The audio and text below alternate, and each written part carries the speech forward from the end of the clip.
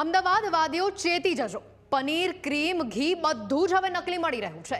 નકલી પનીર પકડાયા બાદ 24 કલાકમાં નકલી ક્રીમ પણ પકડાયું છે।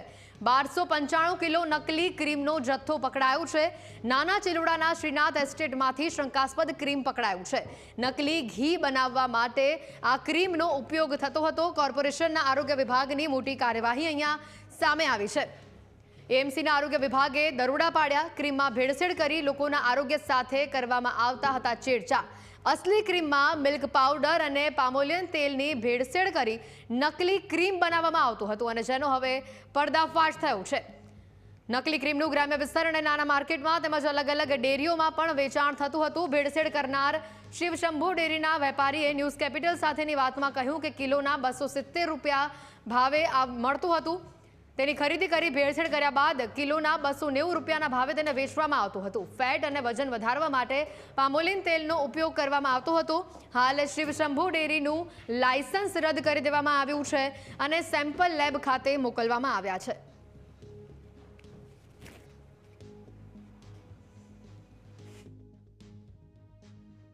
ક્રીમ છે, આપણે ક્રીમ બનાવીએ છીએ। હમણાં જ ચાલુ કર્યું છે, હજી આ પહેલો લોટ જ છે।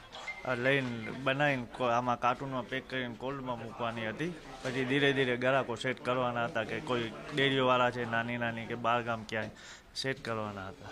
એમાંથી ક્રીમમાંથી ઘી બને અથવા ક્રીમ એમને મેં લોકો ખાવાવાળા ખાય। સૌ હજી તો આપણે સ્ટાર્ટ જ કર્યું હતું, પહેલો લોટ જ છે। હજી માર્કેટમાં બી આપ્યું નથી કોઈને કે શું કરે છે ને શું નથી કરતા એમ। 260-70 રૂપિયામાં આવે છે ને આપણે 290-300 રૂપિયામાં વેચીએ છીએ, થોડું ઘણું ફેટ મેળવીને, બીજું કંઈ નથી। વેચવાનું એટલે ગણતરી હજી તો સ્ટાર્ટ કર્યું છે, રાખવાનું હતું એટલે પછી ફરીને વેચે જ ક્યાંક ને ક્યાંક। ઓનલી ફોર ફેટ વધારવા માટે, ક્રીમનું ફેટ ઓછું આવે છે, તમને બી ખબર હોય ઘણા દૂધમાં ફેટ ઓછું આવે છે, ફેટ વધારવા માટે જ નાખેલું છે। બાકી કોઈ આમાં આખા જે વસ્તુ આવું કંઈ નાખેલું છે નહીં। યુઝ્યુઅલી મોટાભાગે આ ક્રીમ જે છે એ ઘી બનાવવામાં ઉપયોગમાં લેવાય છે। આ ફેક્ટરી કે ગોડાઉનમાં ક્રીમ મોટા પાયે બનાવવામાં આવતું હતું। 1000 કિલોથી પણ વધારે પ્રમાણનો જથ્થો છે જે શંકાસ્પદ છે અને આ ક્રીમ નાના નાના વેપારીઓને વેચવામાં આવે છે। યુઝ્યુઅલી શુદ્ધ ક્રીમ વેચવામાં આવે છે તો ઘીની શુદ્ધતા જળવાઈ રહે છે, પણ આ વેપારીએ પ્યોર ક્રીમ આવી એમાં મિલ્ક પાવડર, પામોલિન તેલ તેમજ બીજા પ્રકારના વનસ્પતિ ઘી નાખી અને જથ્થો વધાર્યો છે, જે ખૂબ જ શંકાસ્પદ હોય તાત્કાલિક અસરથી પગલાં લેવામાં આવી રહ્યા છે। વેજ અને નોનવેજ સાથે હોય તેવી હોટલમાં ભોજન આરોગતા પહેલા સાવધાન થઈ જજો। યમી ફૂડ કોર્નરમાં વેજ અને નોનવેજ વાનગીઓ એક જ વાસણમાં બનાવવામાં આવતી હતી। અમદાવાદના થલતેજ વિસ્તારમાં આવેલી યમી ફૂડ કોર્નરને સીલ મારવામાં આવી છે। લોટમાં જીવાત, ગંદકી મળી આવતા તેને સીલ કરવામાં આવી છે।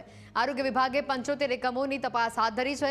વિજલપુર, ઓઢવ, થલતેજ અને નિકોલમાં પણ યુનિટને સીલ કરવામાં આવ્યા છે। શંકાસ્પદ ખાદ્ય પદાર્થના નમૂના તપાસ માટે મોકલવામાં આવ્યા છે।